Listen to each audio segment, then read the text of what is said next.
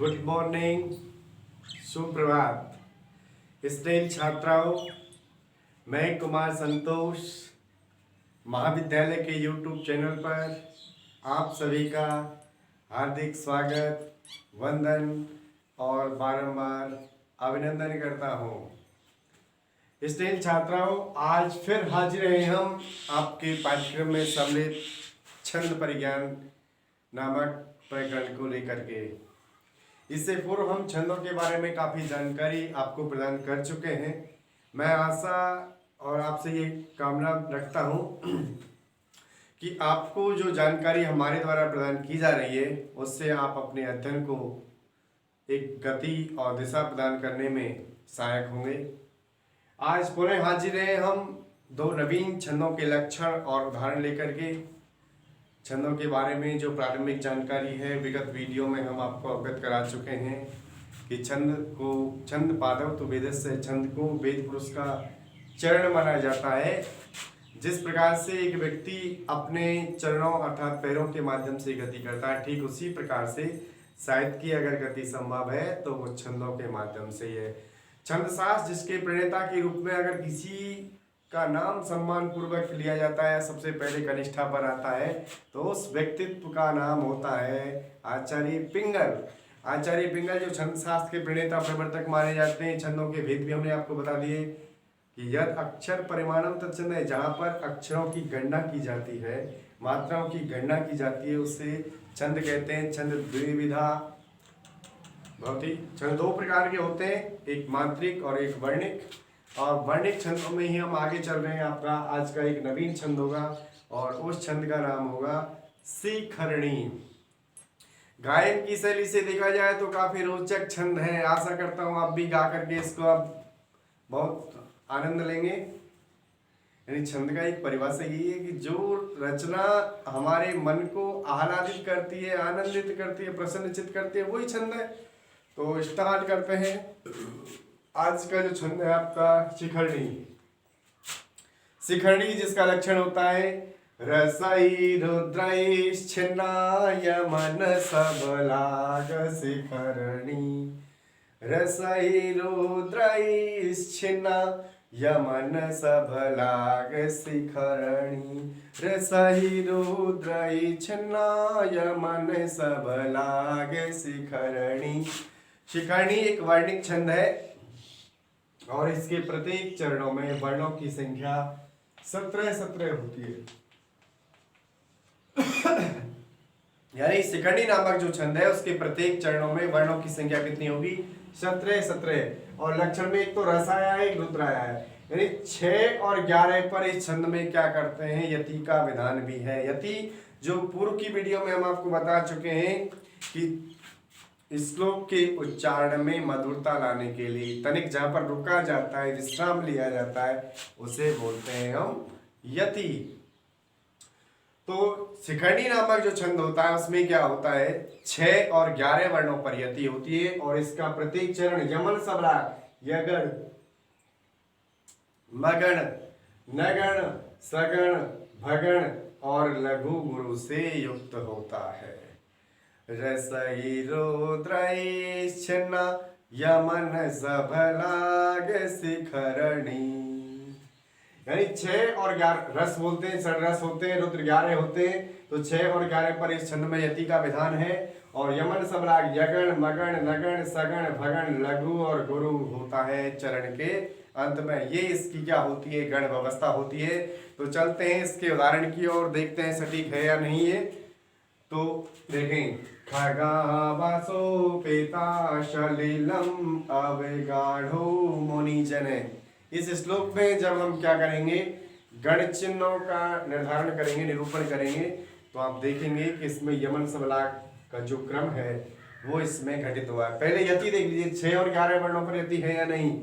तो खगावासो पेता 1 2 3 4 5 6 वर्णों पर यति है और ये 11 1 2 3 4 5 6 7 8 9 10 11।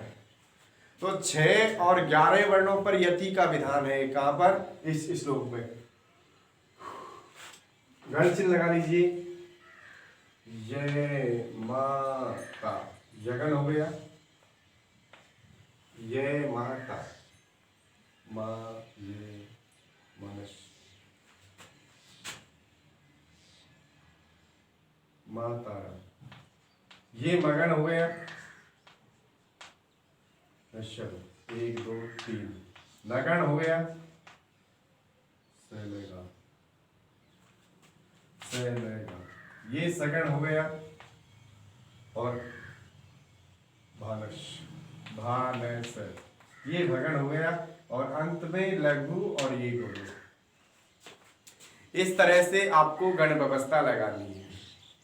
खगा वासोपेता सलिलम अविगाढ़ो मुनि जन प्रदीप्तो अग्निर्भाति प्रविचरति धूमो मुनिवनम परिभ्रष्टो दूरात् रविरपि च संक्षेप्ति किरणो रथे वयावृत्या असौ प्रविशति शनै अस्थिशिखरम्। ये पूरा श्लोक है।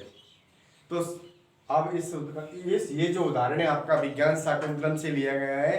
आश्रम का स्वाभाविक वर्णन है शिखरणी छंद में। तो शिखरणी छंद वो होता है जिसमें 6 और 11 पर्यति होती है और उसका प्रत्येक चरण क्या होता है, यमन स्वराग के क्रम से क्या होता है, युक्त होता है। इसमें ये गण व्यवस्था होती है। तो वहां पर क्या होता है आपका शिखरणी नामक छंद होता है। बहुत अच्छा रोचक छंद है। आशा करता हूं कि आप इसको अधिगम करेंगे। अब चलते हैं एक और नवीन छंद की और। उस छंद का नाम होता है मंदाक्रांता। मंदाक्रांता जो छंद है वो कालिदास का सर्वाधिक प्रिय छंद है। यानी कि संपूर्ण जो मेघदूत नामक खंडिका में लिखा गया है, जो प्रकृति की चित्रवीथी कहा जाता है साहित्य जगत में, वो मंदाक्रांता की मदमस्त झूमती हुई चाल में क्या है, आबद्ध है। मंदाक्रांता जो कवि कुल गुरु चूड़ामणि महाकवि कालिदास का सर्वाधिक प्रिय छंद है मंदाक्रांता। तो संपूर्ण जो मेघदूत लिखा हुआ है इसी छंद में लिखा हुआ है। जब आप कालिदास पढ़ रहे हैं और मंदाक्रांता का नाम ना हो, ऐसा हो नहीं सकता। तो इसका लक्षण देखें। मंदाक्रांता अम्बुधि रस नगई मोभनौ तौ गयुगम। मंदाक्रांता अम्बुधि रस नगई मोभनौ तौ गयुगम। बार बार गा करके देखेंगे तो अच्छा लगेगा। मंदाक्रांता अम्बुधि रस नगई मोभनौ तौ गयुगम। मंदाक्रांता अम्बुधि रस नगई मोभनौ तौ गयुगम। क्या होता है, मंदाक्रांता जो छंद होता है उसमें भी प्रत्येक चरण में 17 वर्ण होते हैं। मंदाक्रांता नामक जो छंद होता है उसके भी प्रत्येक चरण में 17 वर्ण होते हैं।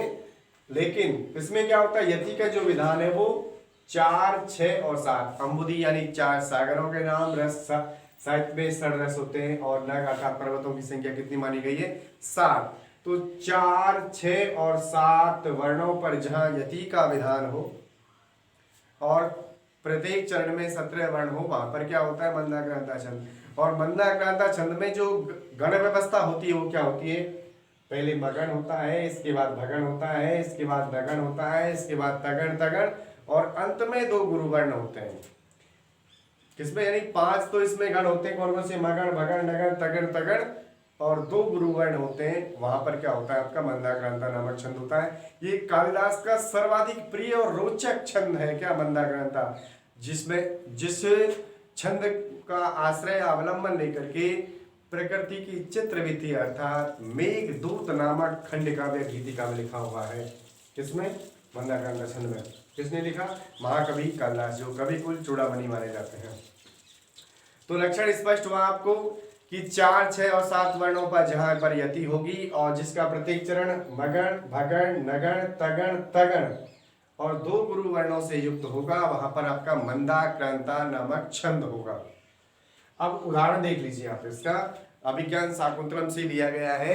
पुरुवंशी राजा दुष्यंत के रथ को देख करके एक भयभीत हाथी जो है उसके बारे में बताया गया है कि तीव्राघात प्रतिहत तरु इस कंध लगने कदंत पादाकृष्टि वर्तति बलया संग संजात पास मूर्तो विघ्नो तप से इविनो भिन्न सारंग यूथो धर्म आरण्यम प्रविशति गजे सयंदना लोकभीत। कि मंदाक्रांता छंद जिसके प्रत्येक चरण में 4, 6 और 7 वर्णों पर यति होती है और प्रत्येक चरणों में वर्णों की संख्या कितनी होती है, 17 होती है। वहां पर क्या होता है, आपका मंदाक्रांता नामक छंद होता है। अब इसमें आप गण व्यवस्था लगा के देख लीजिए। मगन अर्थात मातारा, मगन आ गया,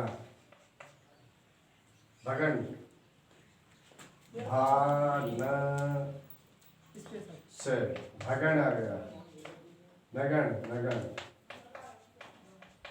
ताराजे ताराजे तगन आ गया, ताराजे तगन आ गया और अंत में 2 गुरु वर्ण आ गए। तो समझ लीजिए यहाँ पर कि इसका जो प्रत्येक चरण है मगन भगन नगन तगन तगन और 2 गुरु वर्णों से युक्त है। इसलिए यहाँ पर क्या है, आपका मंदाक्रांता नामक छंद है, जो कि महाकवि कालिदास का सर्वाधिक प्रिय छंद है, क्योंकि संपूर्ण जो मेघदूत नामक खंड काव्य है इसी छंद में विरचित है।